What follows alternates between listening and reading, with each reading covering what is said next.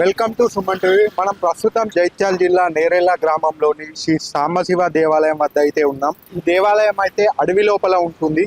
ఈ రోడ్డు మార్గం నుంచి దాదాపు 3 కిలోమీటర్ల వరకు భక్తులందరూ కూడా కాలినడకనే దేవాలయంకు వెళ్తారు. ఈ దేవాలయం అడవి లోపల ఉన్నది. ఈ దేవాలయం యొక్క విశిష్టత మనం చూసుకున్నట్లయితే లింగం అనేది ఒక చెట్టు నుంచి అయితే ఉద్భవించడం జరిగింది. ఈ ఆలయం యొక్క విశిష్టతను అయితే మనం ఆలయం లోపలికి వెళ్ళి అయితే తెలుసుకుందాం. అలాగే మహాశివరాత్రి తెల్లారి అంటే మరునాడు ఇక్కడైతే రథోత్సవం జరుగుతుంది. రథోత్సవం జరిగే ముందు రథబలి అయితే జరుగుతుంది. ఈ రథబలి అంటే ఏంటిది కూడా మన లోపలికి ఆలయానికి వెళ్ళి ఆ రథోత్సవం జరిగే అప్పుడు రథబలి గురించి కూడా తెలుసుకుందాం.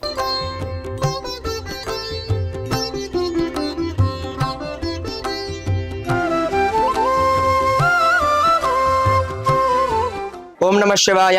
లోకా సమస్త సుఖినో భవంతు, సర్వే జనా సుఖినో భవంతు. మన నేరెళ్ళ గోవిందపల్లె వెలిసినటువంటి సాంబశివ స్వామి దేవాలయం గత 300 సంవత్సరాల క్రితంగా దేవాలయం అని ప్రసిద్ధిగాంచినది. ఇక్కడ ఒక చిన్న దేవాలయం అనే ఉండే, ఇంటింటే వటుడింటే అన్నట్టుగాను ఈ దేవాలయం దేదీప్యమానంగా దినదినం అభివృద్ధి చెందుతూ శివరాత్రి బ్రహ్మోత్సవాలు 3 రోజులుగా అంగరంగ వైభవంగా జరుగుతున్నాయి.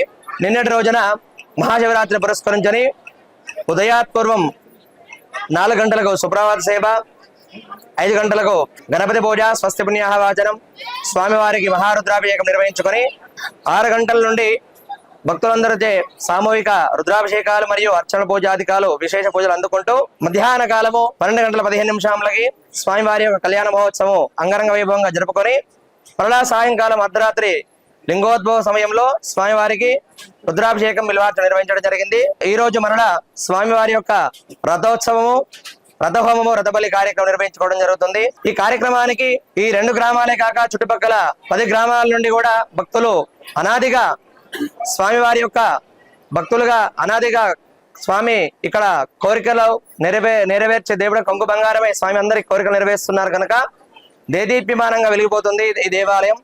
ఈ దేవాలయం యొక్క ప్రశస్తి మునుముందు ఇంకా అభివృద్ధి చెందాలని కోరుకుంటూ నిత్య కళ్యాణ పచ్చదొరలంగా ఉండాలని కోరుకుంటున్నాం. ఈరోజు రథోత్సవ కార్యక్రమం జరుగుతుంది. వేద పండితుల సమక్షంలో శ్రీ సాంబశివ నేరెళ్ల గోవిందపల్లె కమిటీ మరియు పరిసర ప్రాంతాల గ్రామాల నుండి వచ్చినటువంటి భక్తుల మధ్యన అర్చకులతోని రథోత్సవం అంగరంగ వైభవంగా జరుగుతుంది. నిజంగా చాలా ఆనందాన్ని వ్యక్తం చేస్తున్నాం.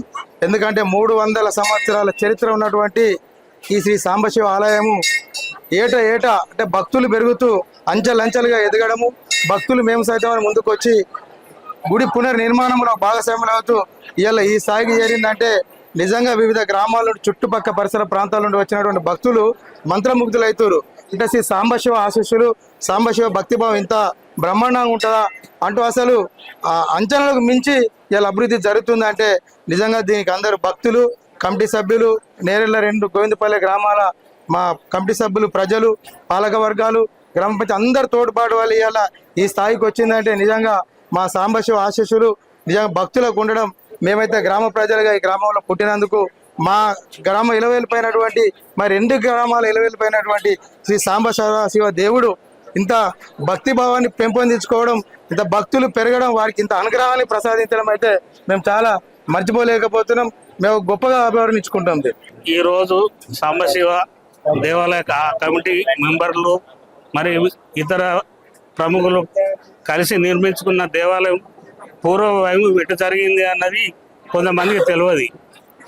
ఇది 3 సంవత్సరాల క్రితం మేము పిల్లలప్పుడు ఇక్కడ చిన్నగా దేవాలయం ఉండేది. అప్పుడు భక్తులు పోయే వాళ్ళు ఇట్లా తవ్వ ఉండే అప్సిపురు పోవటానికి, ప్రతి వాళ్ళు జంగల్లోకి వెళ్ళి పోవటానికి భయపడతారని ఒక రాయి తీసుకొచ్చి ఇక్కడ వేసి పోయేవాళ్ళు. అట్లా పోయి దీనికి బుగ్గారం కోమట్లు వాళ్ళు ఇక్కడ పూజారి తెలిసి చిన్నగా గుడి తయారు చేసారు. అప్పటి నుంచి వెళ్ళి కొద్దిగా డెవలప్ జరుగుతుంది. తర్వాత మళ్ళీ వేరే వాళ్ళు వచ్చి ఇది నిర్మాణం చేస్తామని మేము కమిటీ వేసారు. ఆ కమిటీ నుంచి వెళ్ళి ప్రతి విలేజ్కి పోయి విరాళాలు సేకరించుకుంటూ ఈ స్థాయికి తీసుకొచ్చింది. అది జరిగిన విషయము. అప్పటి నుంచి ఇప్పటి వరకు ప్రతి వాళ్ళ మనసుల్లో నిండుకొని భక్తుల కోరికలు నెరవేరుస్తుండు. చిన్నగా పోయి పెద్దగా చేసుకున్నాడు. అది ఆయన బలమే. అది భక్తులతోని చేయించుకుంటుండు తప్ప ఆయన కాదు. ఇది మళ్ళీ ఎవరు పెట్టింది కాదు, స్వయం లింగం. అప్పుడు ఇక్కడ ఒకటి చెట్టు ఉండేనట, ఆ చెట్టు లోపల కూరుకపోయి చెట్టు ఎండిపోయి బయటకు వచ్చిందట. అప్పుడు అప్పుడు దొరగారి పరిపాలన ఉండే. అయితే పశుల కాపరి వాళ్ళు చూసి వాళ్ళకు చెప్పడం జరిగిందట, పలాని జాగాల చెట్టు ఇట్లా పలిగిపోయి అందుకెళ్ళి ఒక గుండె వెళ్ళింది. అప్పుడు అయితే ఒక ఇద్దరు భటులను తోలిచ్చి చూసి తర్వాత ఇది లింగ ఆకారం ఉన్నది దీని అనగానే అప్పుడు దొరగారు అనేటైతే ఓ ఇద్దరు సుతార్లను తోలిచ్చి చిన్నగా గుడి నిర్మించిండు. అప్పటి నుంచి వెళ్ళి ప్రతి శ్రావణ మాసంలో అభిషేకం చేసుడు, వరదపాశం పోసుడు, మాకు వర్షాలు పడతలేవని వరదపాశం పోస్తుంటే అదే రోజు బ్రహ్మాండమైన వర్షాలు పడడు, ఇటువంటి మాకు కొన్ని వింతలు కనిపించినాయి. అప్పటి నుంచి వెళ్ళి మేము ప్రతి వాళ్ళము నేను నువ్వు అనకుండా వచ్చి ఇక్కడ సేవలు చేసుకుంటూ ఇంత చేయడం జరిగింది. జగిత్యాల జిల్లా ధర్మపురి మండలం నేరెళ్ళ గ్రామంలో అడవిలో వెలిసిన అందాల దేవుడు మా సాంబశివుడు. ఎందుకంటే ఈ సాంబశివుడు స్వయంభుగా వెలిసినటువంటి దేవుడు.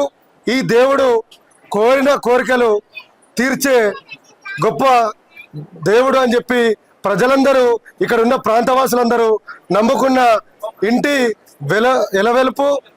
ఇక్కడికి ధర్మపురి మండలంతో పాటు జగిత్యాల జిల్లా హైదరాబాద్ ప్రాంతం నుండి కూడా అనేక మంది భక్తులు వచ్చి వారి యొక్క కోరికలు కోరినట్టయితే వారి కోరికలు వెంటనే తీరుతాయని చెప్పి వారి యొక్క నమ్మకంతోనే ఇక్కడ తండోపతండాలుగా వేలాది మంది భక్తులు అనేక సంవత్సరాలుగా ఇక్కడ ఈ దర్శనం చేసుకుంటున్నారు.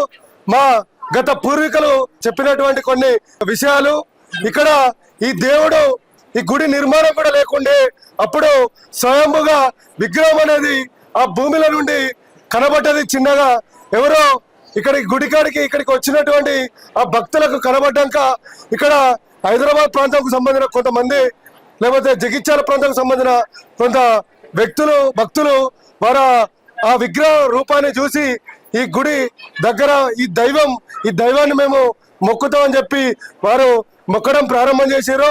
వారు మొక్కినాక వాళ్ళకు వెంటనే వారు అనుకున్న కోరిక ఏదైతే నెరవేరినాక వెంటనే గుడి ఇక్కడ నేరెళ్ళ, గోవిందపల్లె, చిన్నాపూర్, వెలుగొండ ఈ పరిసర ప్రాంతాల ప్రజలు దాన్ని దినదిన అభివృద్ధి చేసి దాన్ని మరింత ముందు తీసుకోవాలని గత కొద్ది సంవత్సరాల కిందనే భక్తుల అందరి సహకారాలతోని ఈరోజు ఇంత గొప్ప నిర్మాణం కూడా ఈరోజు ఆ దేవుడే నిర్మించుకోవడం చెప్పి ఈ సందర్భంగా మేము తెలియజేస్తున్నాం. ఇక్కడికి వచ్చిన ఒక ప్రజలందరికీ ఒక నమ్మకం ఏంటంటే ఈసారి మేము కోరుకున్నామంటే ఖచ్చితంగా వచ్చే సంవత్సరం మహాశివరాత్రి వరకు మాకు జరుగుతుందనే దృఢ సంకల్పంతో వారు ఒక నమ్ముతారు. ఇక్కడ భక్తి శ్రద్ధలతో పూజ చేసినట్టయితే ఖచ్చితంగా మంచి జరుగుతుందని చెప్పి మా ప్రజానికం, మా నాయకులు, మా ఆలయ కమిటీ సభ్యులు కూడా అందరం మేము అధ్యక్షున్నాం. ఇక్కడ ప్రతి ఒక్క భక్తులకు కూడా మా అయ్యగారు ప్రశాంత్ అయ్యగారు ఆధ్వర్యంలో కూడా వివిధ కార్యక్రమాలు కూడా నిర్వహిస్తున్నాం. కాబట్టి విశేష భక్తి భావంతో విచ్చేసినటువంటి భక్తులందరికీ కూడా ఈ మహాశివరాత్రి పర్వదినాన ప్రతి ఒక్కరికి మహాశివరాత్రి శుభాకాంక్షలు తెలియజేస్తున్నాం.